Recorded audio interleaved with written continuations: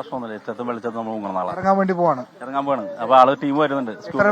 ഞങ്ങള് പാണ്ഡവരം അടങ്ങുന്ന ടീമാണ്. ഇപ്പൊ നിലവിൽ ഒരു 6 പേരോളം വരുന്നുണ്ട്. 6 പേരാണ് നമ്മൾ ഇറങ്ങാൻ പോകുന്നത്. ഈ ടീം നമ്മൾ നേരത്തെ ഇത്തരത്തിലുള്ള ഓപ്പറേഷനുകൾ നടത്തിയിട്ടുണ്ടോ? സ്ഥിരം ആലുവയിൽ ചെയ്യുന്ന ആളുകളൊക്കെ തന്നെയാണ്. ഞങ്ങളുടെ പേര് സുധീർ. എങ്ങനെയായിട്ട് നമ്മൾ ഇറങ്ങാൻ ഉദ്ദേശിച്ചത്? ഫൈബർ ബോട്ടാണോ അല്ലെങ്കിൽ വെള്ളം? ഇപ്പൊ ബോട്ട് ഇല്ല ഞങ്ങളുടെ ബോട്ട് കൊണ്ടുവരാൻ പറ്റില്ല, കാരണം ഷട്ടറുള്ള കാരണം.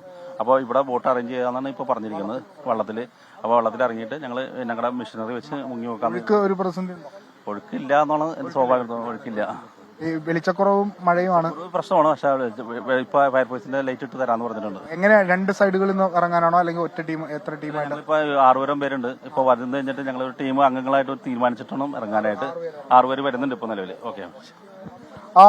പ്രജിൻ, 6 പേരടങ്ങുന്ന നീന്തൽ സംഘം അവർ അല്പസമയത്തിനകം തന്നെ ഈ പുഴയിലേക്ക് ഇറങ്ങും. നിലവിൽ നാട്ടുകാരുടെ നേതൃത്വത്തിൽ ഒരു ഫസ്റ്റ് റൗണ്ട് പരിശോധന അവിടെ പുരോഗമിക്കുകയാണ്. അതിനുശേഷമായിരിക്കും ഈ പരിശോധനയ്ക്ക് ശേഷമായിരിക്കും ഇപ്പൊ നമ്മൾ സംസാരിച്ചത് സ്കൂബ ടീമിന്റെ ലീഡ് ചെയ്യുന്ന ആളാണ്. പുള്ളി പറഞ്ഞത് 6ഓളം സ്കൂബ ടീം അംഗങ്ങൾ ഇങ്ങോട്ടേക്ക് എത്തുന്നുണ്ട്. അവർ പരിശോധനയ്ക്ക് വേണ്ടി ഇറങ്ങുകയാണ്.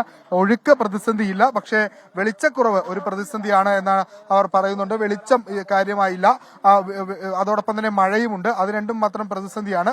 പക്ഷേ ഈ ഒഴുക്ക് ഇല്ലാത്തത് കൊണ്ട് തന്നെ വലിയ തടസ്സങ്ങൾ ഉണ്ടാകില്ല എന്നാണ് അവർ ഈ ഘട്ടത്തിൽ പ്രതീക്ഷ പങ്കുവെക്കുന്നത്. 2 വശത്തു കൂടി ഇറങ്ങാൻ തന്നെയാണ് തീരുമാനിച്ചിരിക്കുന്നത്. 6 അംഗ സംഘമാണ്. അപ്പോൾ ഒരുപക്ഷെ 3 പേരടങ്ങുന്ന 2 സംഘങ്ങളായിരിക്കും ഇറങ്ങുന്നത്. അവരുടെ ബോട്ട് ഇങ്ങോട്ടേക്ക് എത്തിക്കാനായിട്ടില്ല. അതുകൊണ്ട് ഒന്നില്ലെങ്കിൽ ഈ ഫയർഫോഴ്സിന്റെ ബോട്ടിലായിരിക്കും, അതല്ലെങ്കിൽ ഫയർഫോഴ്സിന്റെ ഡിങ്കി ബോട്ടിലായിരിക്കും, അതല്ല എങ്കിൽ ഇപ്പോൾ ഇറങ്ങിയിരിക്കുന്ന ചെറുവള്ളങ്ങളിൽ തന്നെ ഈ സ്കൂബ ടീം ഇറങ്ങും എന്നാണ് നമ്മൾ പ്രതീക്ഷിക്കുന്നത്.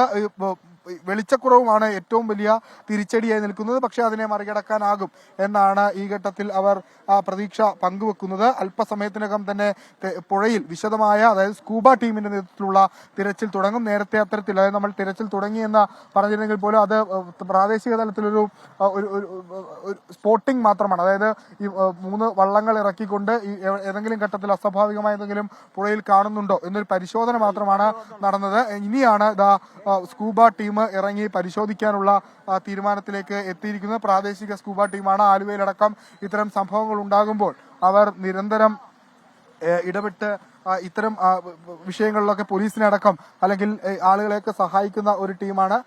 അവര് വിശദമായുള്ള പരിശോധനയ്ക്ക് തയ്യാറെടുക്കുന്നു. 6 അംഗ സംഘം അല്പസമയത്തിനകം തന്നെ പുഴയിലേക്ക് ഇറങ്ങും. ആലുവയിലെ സ്കൂബ ടീമാണ്. അത് ഫയർഫോഴ്സിന്റെ ടീം നേരത്തെ ഇറങ്ങുമെന്ന് നമ്മൾ പ്രതീക്ഷിച്ചിരുന്നെങ്കിലും അങ്ങനെയല്ല.